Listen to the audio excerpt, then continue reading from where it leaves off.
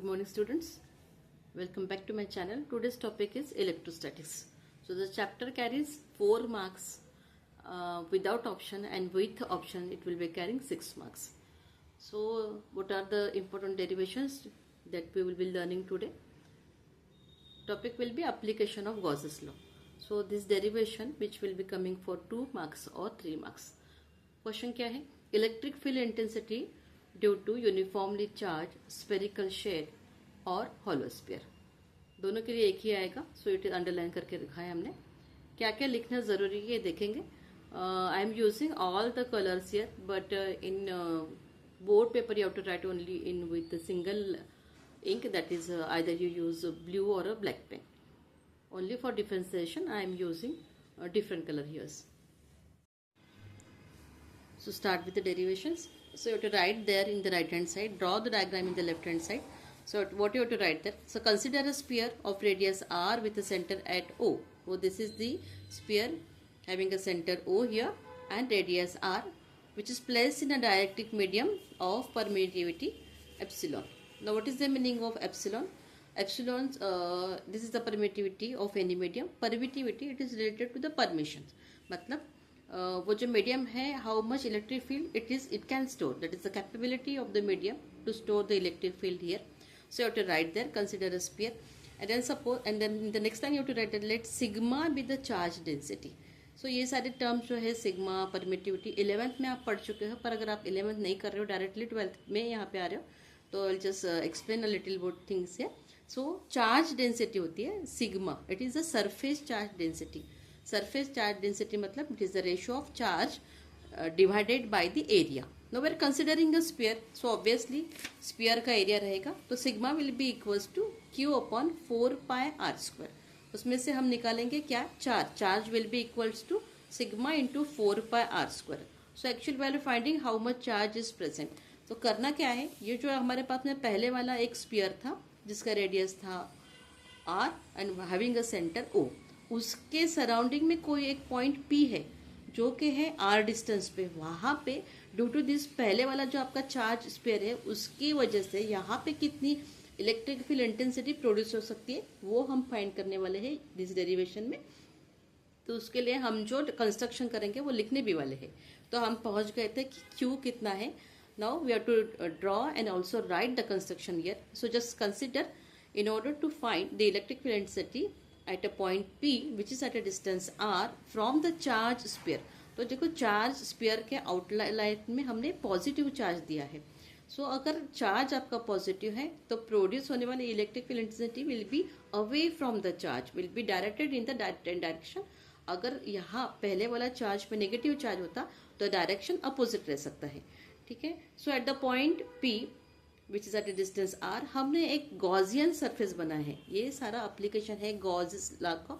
तो Gaussian surface it is an imaginary surface, तो हम बनाएंगे और will draw the point P. उसके सराउंडिंग में हम एक एरिया बनाएंगे ds, और ऑब्वियसली पहले जैसे बताया है हमने कि चार्ज है आपका पॉजिटिव, तो electric field intensity will be directed, will be away from the charges. So what was the Gauss's law जिसके बारे में हम कंसिडर करने वाले हैं. तो गॉसेस लॉ कहता है कि जितना चार्ज आपके पास में है उतना ही इलेक्ट्रिक फ्लक्स रहेगा. अब इलेक्ट्रिक फ्लक्स क्या चीज है? इलेक्ट्रिक फ्लक्स जो होती है, it is the ratio of electric lines of force passing through a area. कोई एक एरिया, उसमें से कितनी इलेक्ट्रिक लाइंस ऑफ फोर्स जाएगी परपेंडिकुलरली, तो उसको हम बताते हैं with the help of the Gauss's law. तो 2 तरह की हो सकते हैं चीजें. लॉ के बारे में स्टडी करेंगे. गॉसेस लॉ बताएंगे आपको कि what is the electric field intensity for a close surface. Okay. Now electric flux के बारे में जानेंगे. अब इलेक्ट्रिक फ्लक्स के पहले हमको स्टडी करना है कि electric lines of force consider करेंगे. एक एरिया है ds जिसमें से आपकी इलेक्ट्रिक फील्ड जो है परपेंडिकुलर ड्रॉ कर रही है. सो इलेक्ट्रिक फील्ड अगर कोई भी क्लोज एरिया में हमको कंसिडर करना है, तो electric field intensity will be equal to electric lines of force passing per unit area. मतलब ये कोई एक एरिया है ds, उसमें से कितनी इलेक्ट्रिक लाइंस ऑफ फोर्स पास होंगी, वो भी परपेंडिकुलरली. क्योंकि हमने देखा है कि एरिया अगर आपका ऐसा है and electric lines of force जो है आपके परपेंडिकुलरली ड्रॉ हो रही है उसमें से, so this will be called In that condition we are going to find the electric field intensity. So electric lines of force भी तो पता होना चाहिए क्या है. तो इलेक्ट्रिक लाइन्स ऑफ फोर्स जो होती है वो होती है कि एक चार्ज जो है इलेक्ट्रिक फील्ड में कैसे मूव करने वाला है. तो वो हमेशा ही इलेक्ट्रिक लाइन्स, ये सारा इमेजिनरी है कि क्या हो सकता है कि कोई भी चार्ज इलेक्ट्रिक फील्ड में कैसे मूव होगा. तो कंसिडर किया जाता है कि charge will be moving from positive to the negative direction. They will be always like the curve. So these are the electric lines of force. If you draw a tangent to them, at each point you will be getting the electric field intensity there. तो charge move करेगा from positive to the negative line.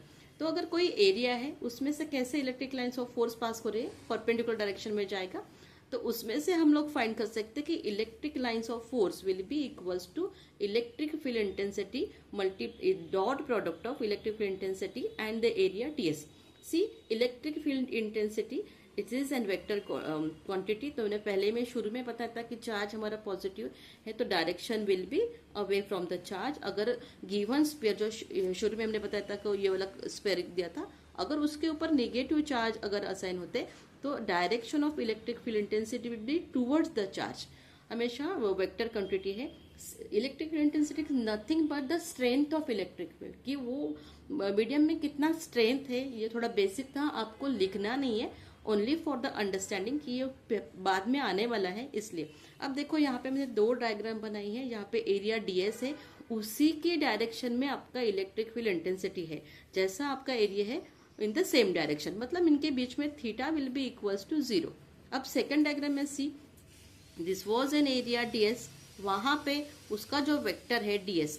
So this is an vector ds which is making an angle theta with the electric field intensity. Okay, so in that condition, जैसे हमने बोला था कि electric lines of force, that nothing but the electric flux, that is the product of dot product of electric field intensity vector product dot product of vector E and vector ds. तो second condition की बात करते हैं जहां पे आपका area perpendicular ने, that is making angle theta. इस कंडीशन में phi will be equals to vector E dot ds. तो ये डॉट प्रोडक्ट है, उसका जो एक्सप्लेनेशन करेंगे तो E dot ds will be equals to magnitude of E multiplied by ds and cos of the angle theta between them. ठीक है, cos theta इतना आप जान लीजिए. अगर इस कंडीशन में होता है when ds is in the direction of E, theta will be equals to 0. Obviously cos theta will be equals to cos 0, that is equals to 1. तो यहाँ पे phi will be equal to E ds. See only I am keeping the magnitude not the direction, क्योंकि formula ही होता है dot product में. अगर E dot ds है तो उसका डॉट प्रोडक्ट होता है product of their magnitude and cos of the angle between them. So अगर आपका एरिया अलाइन करता है इलेक्ट्रिक फील्ड इंटेंसिटी के इसमें, तो कॉस उसका flux will be equal to E into ds. But वो एंगल जो है that is mention an angle, वो इलेक्ट्रिक फील्ड इंटेंसिटी के डायरेक्शन में नहीं है आप जो कंसिडर कर रहे हैं. तो in that condition flux will be equal to E ds cos theta. इतना लर्न करना जरूरी है. अब गॉसेस लॉ बताता है आपका, बताएगा कि what is the electric field intensity for any closed area. अगर हम आगे जाएंगे तो आपको पता है कि इन जनरल इफ छोटे वाले एरिया से, मतलब हमको कंसिडर करना है कि एक छोटा एरिया हमने कंसिडर करेंगे, हमेशा आगे के इसमें कंसिडर करेंगे हम लोग कि जैसे एक चार्ज स्फीयर हम ये वाले कंडीशन में भी कर रहे हैं कि एक आपका चार्ज स्फीयर है, उसके कंसिडरेशन में हमने सोचा कि भाई यहाँ पॉइंट एक P है, वहाँ पे कितना इलेक्ट्रिक फील्ड इंटेंसिटी होने वाली है, इसलिए हम कंसिडर करेंगे एक Gaussian surface, obviously an imaginary surface. फिर हम कंसिडर करते हैं यहाँ पॉइंट P है, एरिया ds है. अब देखो ये वाले डायरेक्शन में हम कंसिडर कर सकते हैं कि यहाँ पे है पॉजिटिव चार्ज, तो obviously direction of electric field intensity will be away from the charge, और ds एरिया में उसी के इसमें है. सो इन दैट कंडीशन पहले वाली कंडीशन लगेगी. कैसे वाली? क्योंकि इसका ds का भी एरिया और E का भी एरिया सेम है, तो इनके बीच में कोई एंगल नहीं, theta will be equals to 0.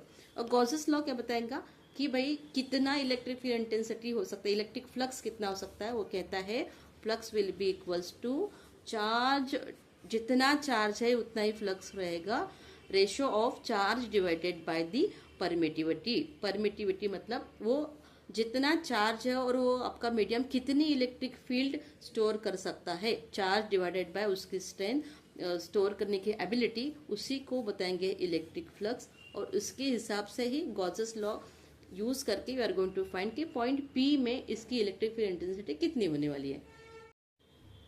So moving on, पहले बता चुके हैं हम लोग गॉसेस लॉ क्या है, इलेक्ट्रिक फ्लक्स क्या है। So by the Gauss's law net flux through the close surface will be equals to phi equals to q upon epsilon zero. तो ये तो हमने कंसिडर किया भाई गॉसेस लॉ क्या था। देखो जो अंडरस्टैंडिंग के लिए बात है वो आपको लिखनी नहीं है, वो थोड़ा सा रिकैप के लिए कि एकदम से आप डेरिवेशन पे जाते हो समझ में नहीं आता, इसीलिए आप लिख नहीं सकते हो। डेरिवेशन वैसे समझने में लिखने में आसानी होती है, पर आप स्टेप्स भूल इसलिए जाते हो क्योंकि आपको पता ही नहीं कि नेक्स्ट क्या करना है। ठीक है, अब हमको कंसिडर करना है, उन्होंने पूछा ही है कि electric field intensity due to uniformly charge spherical shell और हॉलो स्फीयर आपको निकालना है। तो जो निकालना है उसके लिए हमने जो कंस्ट्रक्शन किया था, जो हमने गॉसियन सरफेस बनाया था, पॉइंट पी लिया था, उसने हमने कहा कि डीएफ और ई जो है वो सरफेस में रहेंगे, तो वो आपको लिखना है। So that was written over here. तो उसमें हमने लिया कंसिडर अ पॉइंट। यहाँ तक हम बता चुके हैं कि ds कैसे आ रहा है आपका, that small area d five will be equal to E into ds। ये सब जो मैंने लिखा है टू फाइंड कंसिडर, ये सब कुछ लिखना है। इससे आपकी कनेक्टिविटी भी बनी रहती है। और जो नॉर्मली जो JEE के स्टूडेंट्स और नीट जो प्रिपेयर करते हैं उनका एक थॉट मैंने देखा है यहाँ तक, साइम इन मॉडरेटर। तो मैंने देखे बहुत सारे पेपर स्टेट बोर्ड के मॉडरेट होने की वजह से, और वैल्यूएशन भी मैंने 15 साल किया है, 2 साल से मॉडरेटर भी हो। उनका एक थॉट है, उनको लगता है कि भाई ये जो बीच वाला थ्योरी है वो लिखने की कोई ज़रूरत नहीं, हम आगे बढ़ेंगे। पर जो वैल्यूअर है उनको क्या लगता है कि भाई ये बीच बीच में लिख रहे हैं, मतलब इनको कुछ आता नहीं है, आइदर कॉपी डाउन या फिर वो शॉर्ट में करते हैं। तो ये जो थ्योरी के मार्क्स है वो उनके कट जाते हैं। इनको लगता है हमने पूरा डेरिवेशन लिखा पर मार्क्स नहीं आ रहे। तो that is your to right. एक तो कनेक्टिविटी भी बने रहेंगी। क्यों लिखना है? क्योंकि हम जो कर रहे हैं वो लिखते आना चाहिए, वो लिखना चाहिए ना हम आगे कैसे जा रहे हैं। ओके, तो फाई हमको पहले मिल चुका था, phi was equals to E into d s. अगर हमको कोई भी चीज़ का पूरे एरिया के लिए निकालना है तो वी टेक द इंटीग्रेशन। अब ये फाई है और integration over the close surface है, इसलिए it is like this. Gauss's law जो होता है वो अप्लीकेबल होता है for the close surface. Close surface में कितना इलेक्ट्रिक फील्ड इंटेंसिटी आता है, इसलिए क्लोज सरफेस में रहेगा, इंटीग्रेशन का लॉ चलेगा। Phi will be equals to electric field intensity.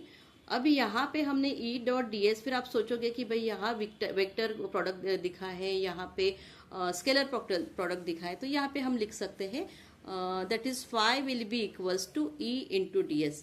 Why? Because E and ds earlier video में आप बैक करके देख सकते हैं कि how it is coming to be, क्योंकि theta is going to be 0, तो वेक्टर E डॉट ds के बाद में आप ये स्टेप्स लिखो E ds, दोनों भी मैग्नीट्यूड है।